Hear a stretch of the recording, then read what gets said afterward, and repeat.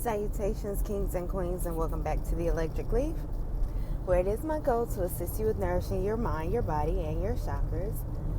I hope you all are doing well. I know that with this quarantine going on, that a lot of us are feeling a little crazy, and that's why I keep checking in with you all about mental health, because it's important to have an awareness of it, and it's also important to check in with our kids as frequently as we possibly can.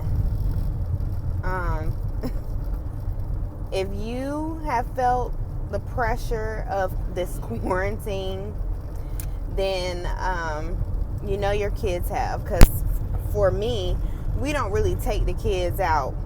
You know, we try to leave them home as much as possible now, and that's for many different reasons. You know, the level of fear is going really high right now, and so we all have to do that spiritual work to make sure that we are keeping our fears in check, because a lot of our fears, though they may be justified by what's being displayed to us in the media, they're not really it's impossible to live a healthy life and focus on those things. So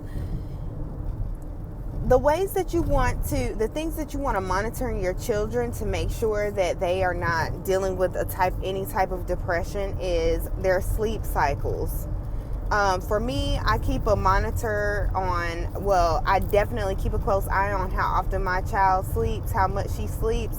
And I've been noticing a lot here lately that she has been sleeping a lot more lately. So I kind of been more around in her face, more looking at her screen, looking at her cell phone more, just really trying to monitor her and how she feels without infringing on her privacy, which is kind of difficult sometimes, but is necessary. Number 2 is eating habits. So it's easy for us to tell when our kids are eating a little bit more than they usually eat, because we'll have to go to the grocery store more frequently, or we'll be looking for something or thinking we're going to get to eat something when we get off work and it's not there.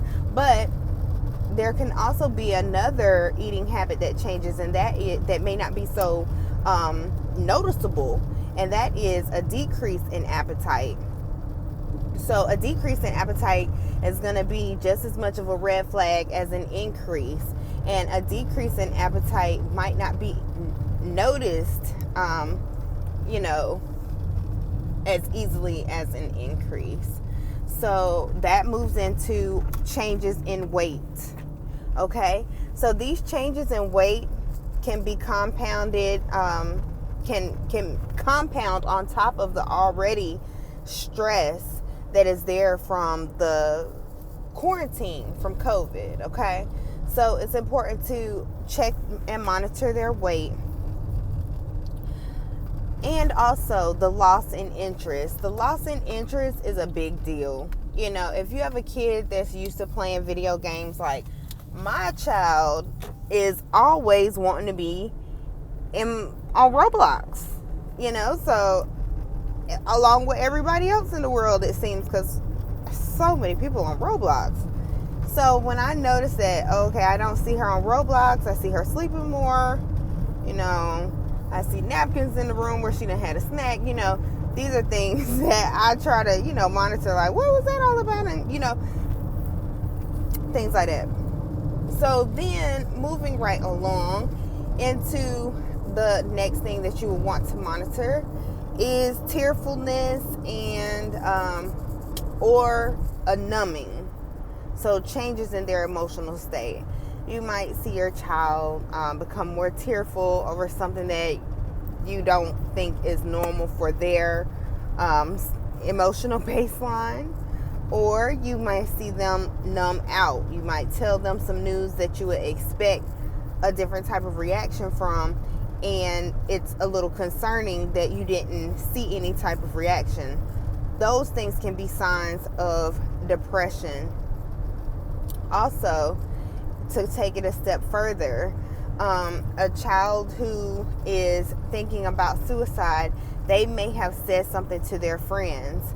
So you would want to also just kind of be the type of mom where every mom or dad where the whole squad feels like they can come and talk to you. That's what you really want. Because if you're that type of parent where the whole squad can come over and talk, the whole squad can come over and eat, then you'll be able to understand or hear more directly from the friends, indirectly, what's going on in the friendship circle and how everybody is feeling. You'll be able to feel the climate of the emotional climate of the friendship group a little bit better. So sometimes kids who are suicidal, they may get a super huge burst of energy, and you might feel like, oh, okay, everything is better. So they get this jolt of energy, but that energy is almost like them imploding. So that is when you would really need to step in. Well, you need to step in before. But if that's where you are, you're seeing this sudden burst of energy, you would need to step in. Also, in the words of my nursing instructor, you need to ask directly, are you depressed? Ask your children, are you depressed? Ask them, do they know what depression is? Ask them how they're feeling from a day-to-day basis. Ask them how they handle their boredom.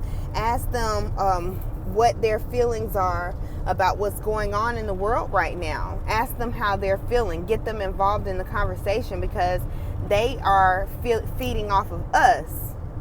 And so a lot of our kids have these irrational fears based off of the conversations that they hear us having, or based off of the television shows that they hear us watching. So just check in with them, see how they're feeling. Ask them what their coping mechanisms are. Because I was surprised to see that my daughter actually has some in place. So it's so important to check in with them. So if there's anything that I left out, which I know that I'm kind of breezing through this, I'm in between clients again. So if there's anything I left out, please share it in the comments. I would love to hear from you all right? I've been enjoying these little mental health breakdowns in the car. I've been riding and thinking and downloading and praying and meditating. So hopefully you all will receive some of that love that I'm sending out. Also, I went through and had a very good release, a purging session this Grand Rising, and I actually caught it on tape, and I'm gonna share that with you all. So yeah, it wasn't pretty. Okay, it wasn't pretty, baby, but I feel like it will help. I feel like it will help someone, because when it comes to mental health, I have no pride. Because I've been suicidal before. And so if I can just help one person bring them back, then I've done my job. So if you know anybody that's suffering or that may be suffering in silence, please share the video. Share this video with your kids, or sit down and have those discussions with your kids. All right, so until next time, family, continue to vibrate love and vibrate well. Peace.